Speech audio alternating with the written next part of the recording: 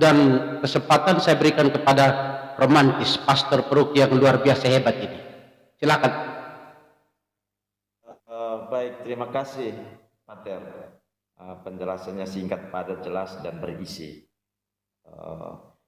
Ada satu peristiwa yang sering kita lalui, yaitu kegiatan penyelidikan kanonik. Dan waktu itu kita sudah selidiki, ada pernyataan kehendak bebas, bebas memilih pasangan, dan lain sebagainya, dan kita simpan sebagai bukti. Tetapi dalam perjalanan pasangan ini mengalami kejadian atau tidak mau saling menerima, dan akhirnya bercerai. Dan gugatan perceraian itu dilakukan di pengadilan. Apakah imam yang melakukan penyelidikan itu harus memberi juga testimoni atau semacam diminta pertanggungjawabannya, bisa atau tidak? Testimoninya di mana? Di pengadilan negeri maksudnya? Di pengadilan negeri. Nah, itu tergantung pada izinnya moderator. Ya, mantap. Itu tergantung para pihaknya. Apakah mereka memanggil saksi? Kan kalau dalam pengadilan itu, dalam gugatan itu ada pemeriksaan bukti. Ya. Bukti itu ada beberapa surat, termasuk ahli di situ. Jadi kalau misalnya salah satu pihak memanggil Romo sebagai saksi, disitulah bisa testimoni. Persoalannya para pihak ini tak pernah memanggil pastor paroki menjadi saksi di pengadilan. Ya, benar. Tetapi izin moderator, maksudnya kita juga menjaga-jaga dan sampai ke depan hal ini bisa dilakukan, karena yang sebenarnya memegang bukti itu dari penyelidikan kanonik itu. Nah, ketika mereka mengalami perceraian, berarti yang ditanggung itu pastornya, karena dia akhirnya melegalkan pemberkatan. Jadi sebenarnya itu sangat bagus kalau pastor parokinya diminta menjadi saksi di pengadilan. Yang masuk akal meminta pastor paroki ini menjadi saksi harusnya pihak yang keberatan atas gugatan perceraian itu. Artinya pihak tergugat lah harus, karena dia tidak mau perkawinannya itu ceraikan. Makanya seharusnya salah seorang saksi maunya dia panggil pastor paroki. Nah ini tidak. Mengapa? Karena cukup sering yang menjadi kuasa hukum, orang-orang yang mengajukan gugatan di pengadilan itu, para advokat-advokat yang belum tentu mengetahui bagaimana harusnya tentang perkawinan.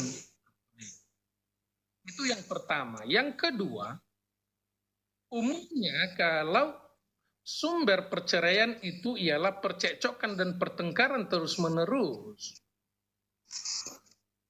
umumnya kedua belah pihak itu sudah mau juga cerai. Misalnya si istri yang mengajukan gugatan kan, si suaminya diam aja, dia tidak mau membela diri atau apapun. Memang dalam dirinya, kalau kau gugat cerai ya udah cerai aja. Sehingga tidak ada usaha untuk menyelamatkan perkawinan itu, memenangkan perkara itu dengan memanggil salah seorang romo misalnya atau pastor parokinya yang dulu memberkati perkawinan. Pertanyaannya adalah, apakah pastor parokinya bisa sendiri mengajukan diri untuk masuk ke dalam? Kan gitu. Pada hakikatnya secara hukum acara tidak bisa. Kecuali kalau pastor parokinya merasa hal itu merugikan dan harus bisa membuktikan kerugian yang diakibatkan oleh perceraian itu atau perkara yang sedang diperiksa itu, maka pastor paroki bisa mengajukan diri sebagai pihak intervensi. pihak intervensi. Jadi ikut terlibat di dalam. Jadi pihak intervensi ini mengajukan gugatan karena yang sedang diperiksa itu atau bahkan sudah diputus itu menimbulkan kerugian baginya. Nah, apakah pastor paroki mampu membuktikan kerugian yang diakibatkan oleh gugatan perceraian itu? Kalau mampu, maka ajukan diri sebagai intervensi. Nah, itulah persoalannya sekarang. Para pastor paroki kita kan rata-rata memang sudah belajar hukum kanonik. Tapi bagaimana beracara di pengadilan negeri kan belum tahu.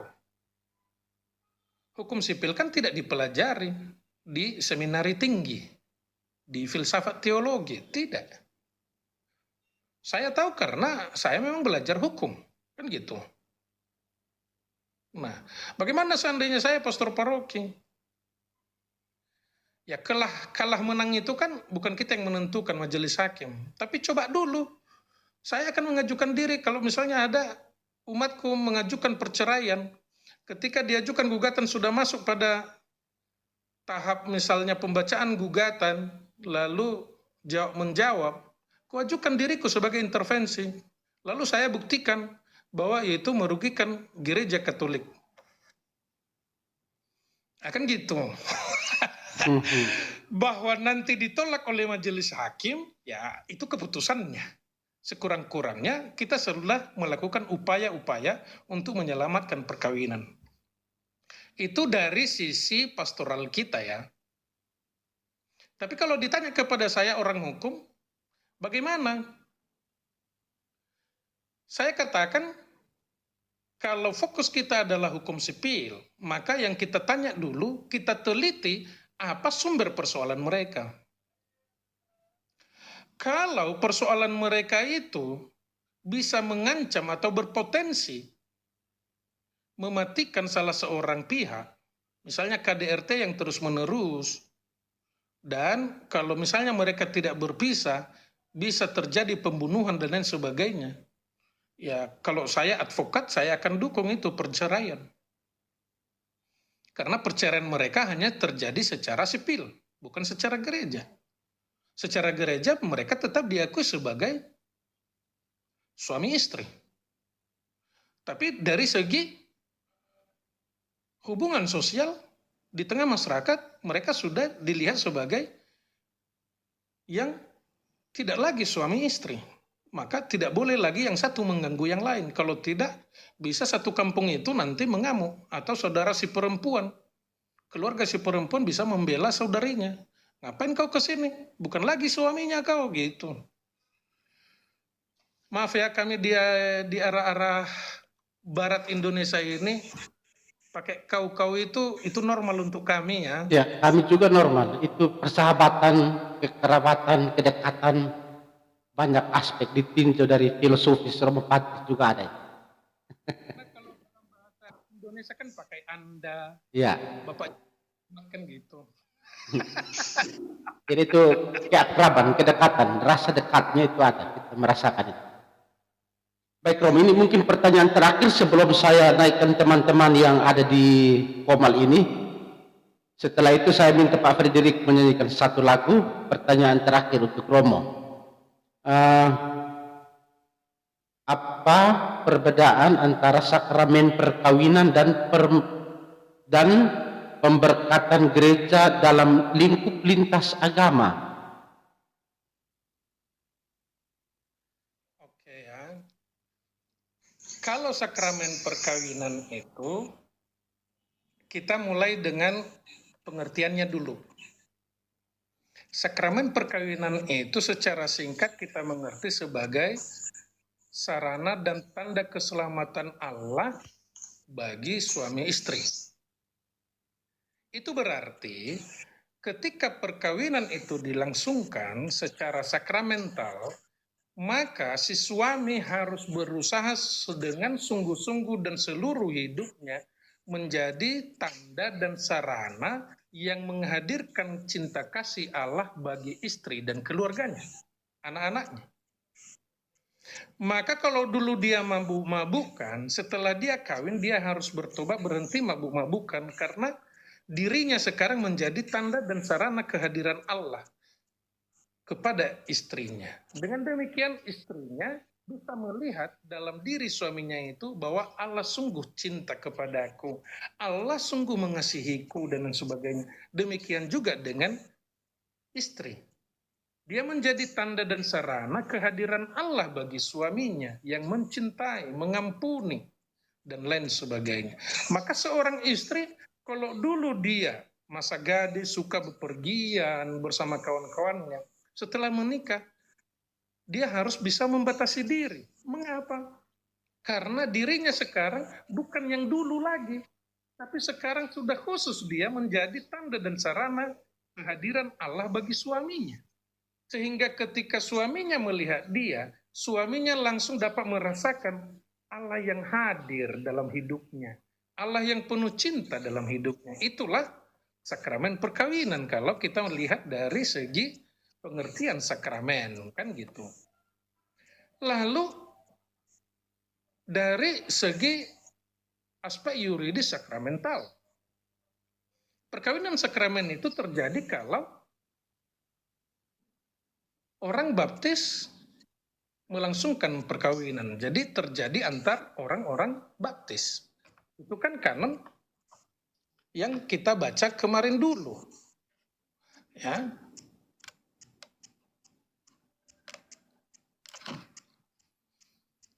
Di kanon 1055. Ya. Oleh Kristus Tuhan diangkat ke martabat sakramen itu di kanon 1055 paragraf 1. Lalu di paragraf 2 ditekankan, karena itu antara orang-orang yang dibaptis tidak dapat ada kontrak perkawinan sah yang tidak dengan sendirinya sakramen. Jadi perkawinan antara orang baptis itu otomatis menjadi perkawinan sakramental. Lalu perkawinan lintas agama. Saya tidak mengerti maksudnya ini perkawinan lintas agama. Apakah dalam pengertian perkawinan beda agama tadi, kalau perkawinan beda agama tadi, ya dilangsungkan itu dalam gereja Katolik. Maka dia mengikuti hukum Katolik, hukum agama Katolik. Lalu kalau misalnya perkawinan diteguhkan di gereja lain, gereja Kristen lain, maka sebelum dilangsungkan perkawinan itu, misalnya diteguhkan oleh seorang pendeta, terlebih dahulu harus diurus dispensasi atas forma kanonika tata peneguhan. Jadi sekali lagi perkawinan lintas agama itu saya tidak tahu dan tak pernah saya dengar istilah itu secara yuridis. Karena mana ada perkawinan lintas agama. Hari ini besok ganti lagi lintas agama itu.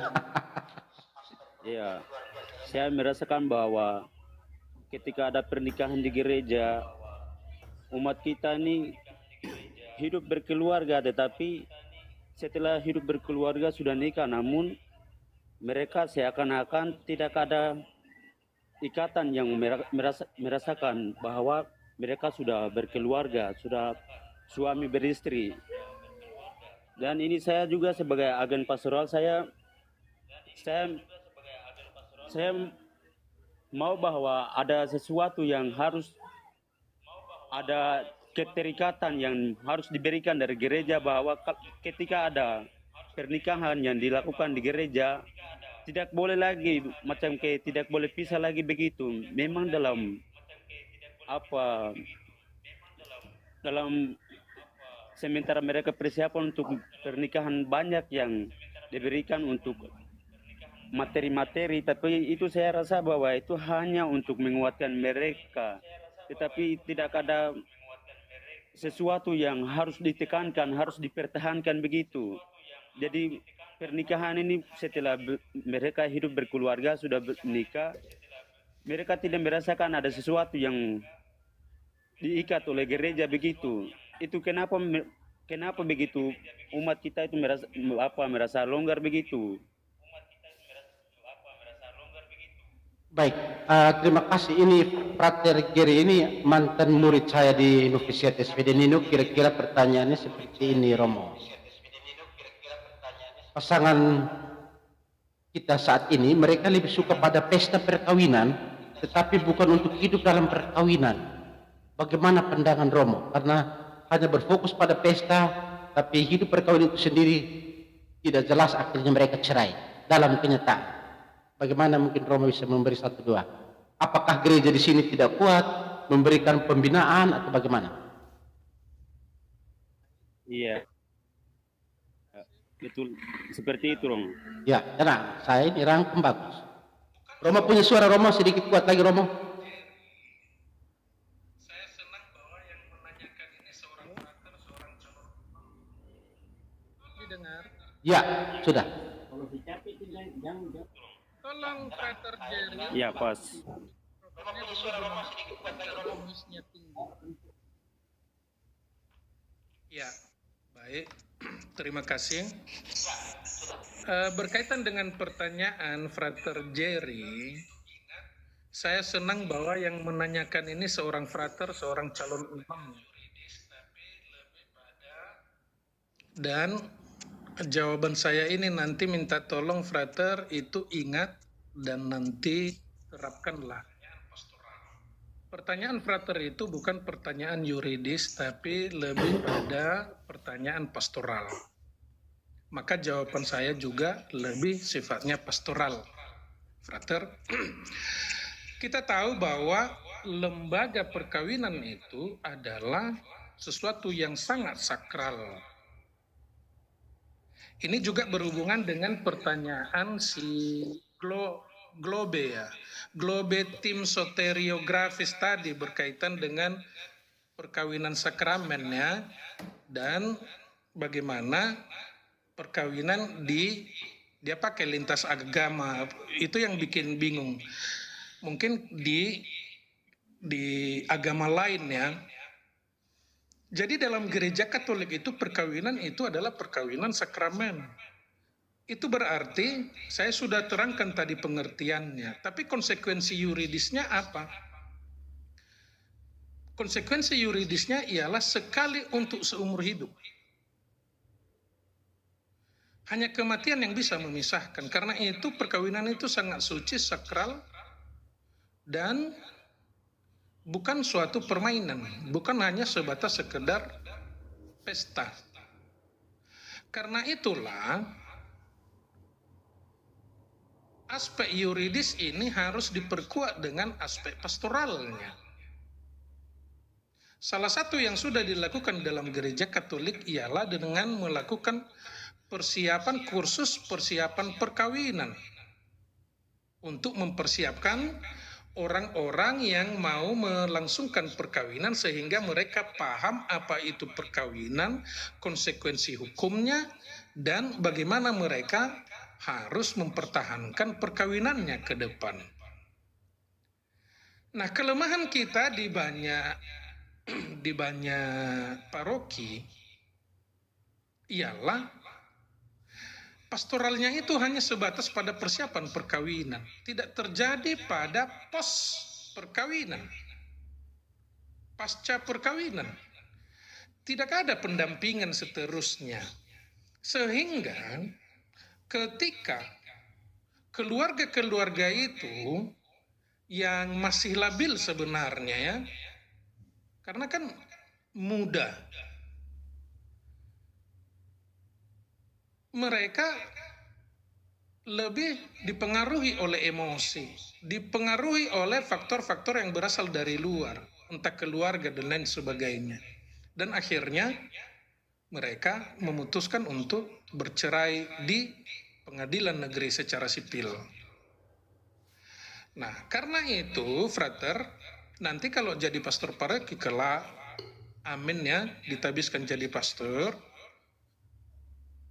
buatlah bukan hanya kursus persiapan perkawinan, tapi juga pendidikan setelah berlangsungnya perkawinan. Entah itu usia 5 tahun perkawinan, ada pendampingannya 5 tahun ke bawah, artinya 1 tahun, 2 tahun, 3, 5 tahun. Itu satu kelompok, dikelompokkan mereka. Kemudian yang 10 tahun ke bawah dikelompokkan mereka karena pengalaman-pengalaman hidup berkeluarga bervariasi. Lalu yang 15 atau 20 tahun. Jadi ada keberlanjutan pendidikan dan pendampingan pastoral itu terhadap keluarga-keluarga. Sehingga bisa dicegah seperti yang dikatakan oleh Frater Jerry tadi. Ya. Maka itu perlu dicanangkan, itu kelemahan kita. Kita andaikan ya setelah para romo itu memberkati, apa yang sudah dipersatukan oleh Allah tidak bisa dipisahkan oleh manusia. Lalu dijawab oleh umat beriman, syukur kepada Allah. Tepuk tangan adalah variatifnya. Ada pastor yang meneguhkan, ayo kita tepuk tangan semua bahagia.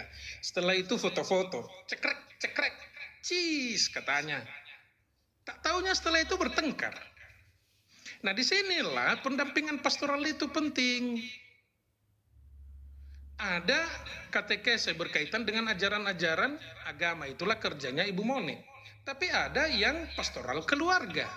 Tugas pastoral keluarga itu seharusnya ini, membuat silabus pendampingan. Bukan hanya menambah struktur seksi-seksi di paroki-paroki. Bikin silabusnya, bikin kurikulumnya. Gitu dia, sehingga jelas. Materinya juga apa? Udah jelas. Untuk persiapan perkawinan materinya ini.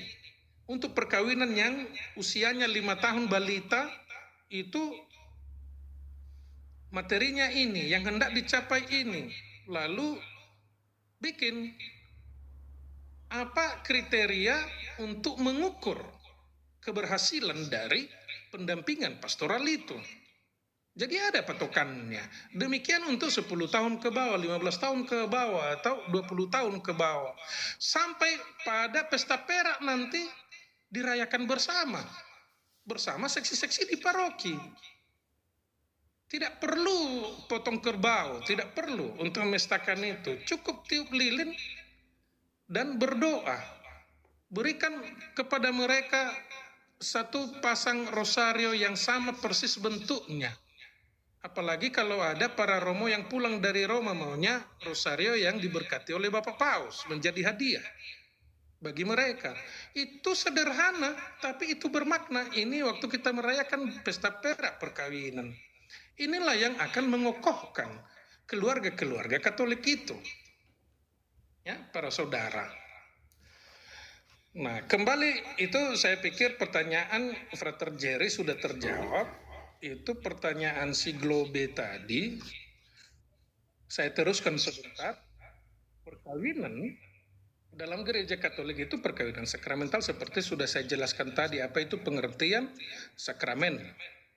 Tapi konsekuensi yuridisnya ialah perkawinan itu kalau sudah terjadi maka tak bisa dibatalkan, tidak boleh diputuskan oleh kuasa manapun.